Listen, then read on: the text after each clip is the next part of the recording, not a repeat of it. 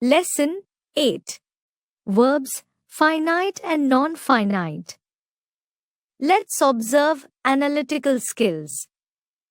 Look at the pictures and read the following sentences. Moni drinks water. Joni sets trap to catch the rat. Walking in the morning is a good exercise. What do you observe in the above sentences? Let's learn conceptual learning.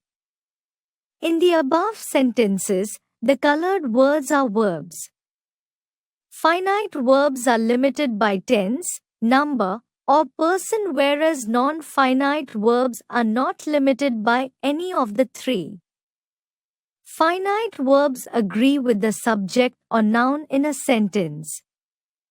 These verbs are usually the main verbs in a sentence, which indicate time of action done by the subject. They agree with the subject in number and person, singular or plural. They can be indicative of passive or active voice and mood of the sentence. Examples: A. Rita works assiduously. She, third person singular, works, singular verb.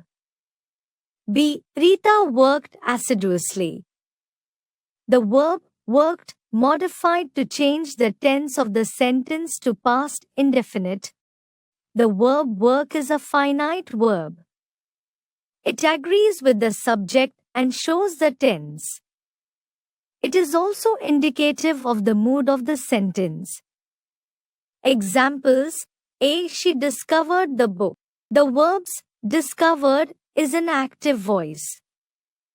B. The book was discovered by her.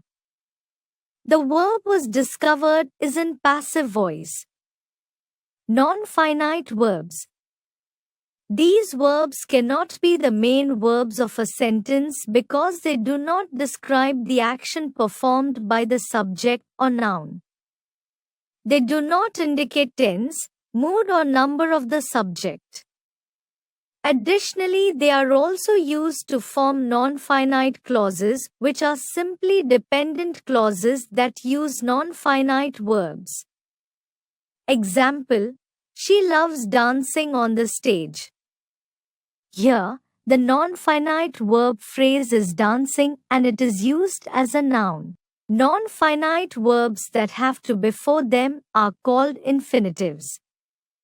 They can function as different parts of speech, such as noun, subject or object, adjectives or adverbs. Examples: A. To err is human, to forgive is divine. B. Florence served the wounded soldiers.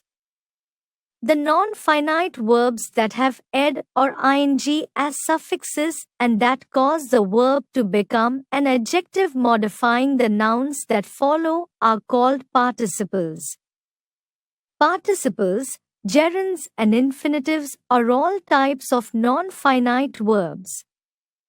Each one of them is verbal, which means they are words formed from verbs but function as different parts of speech. Participle. It is added with ing or ed.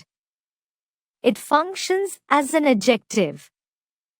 The participle functioning as an adjective is known as a verbal adjective. Examples: A. A burnt child dreads the fire. The participle adjective burnt qualifies the noun child. B. Barking dogs seldom bite.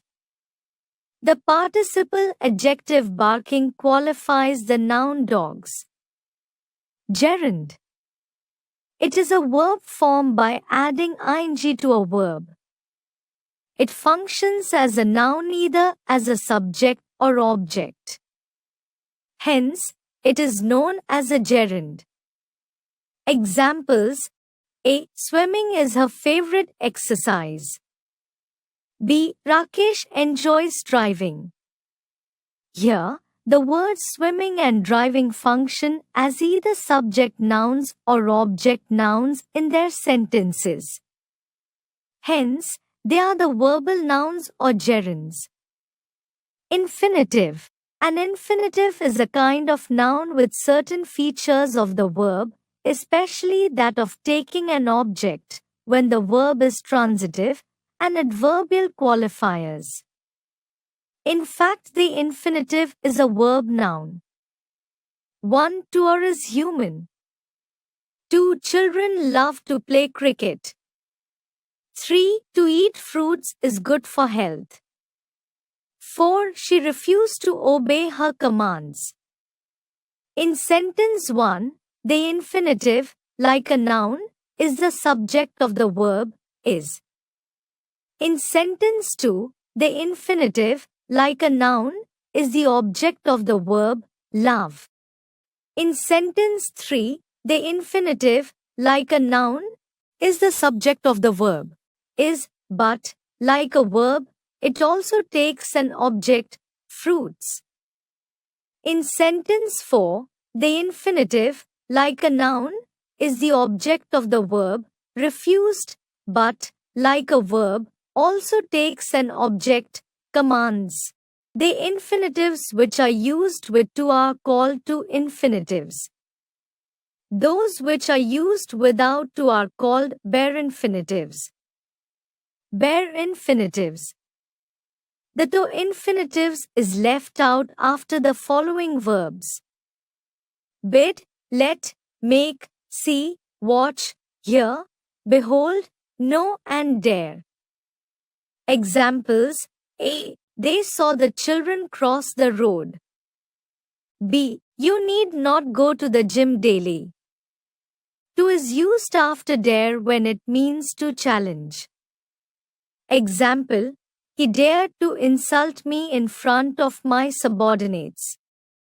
The infinitive without to is also used after had better, had rather, would rather, rather than, sooner than. Example: Sanya had rather than gossip with her friends watch TV. Uses of the infinitive.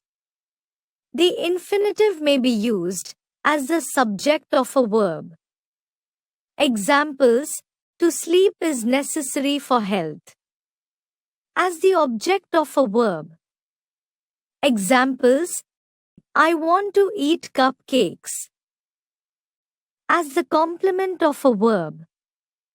Examples: he likes to play tennis. As the object of a preposition. Examples: I am about to go. As an adjective. Examples: here is a book to read. As an adverb. 1. The infinitive modifying the verb, such as her mother came to see an exhibition. 2. The infinitive qualifying the adjective, such as the box is too heavy to carry. 3. The infinitive qualifying the adverb, such as Shivang came here to study. 4. To qualify a sentence, such as to be frank with you, I am not at fault. 5. In apposition, addition, to it, such as it is difficult to climb the mountain. 6. In passive voice, such as every woman wants to be treated with respect and dignity.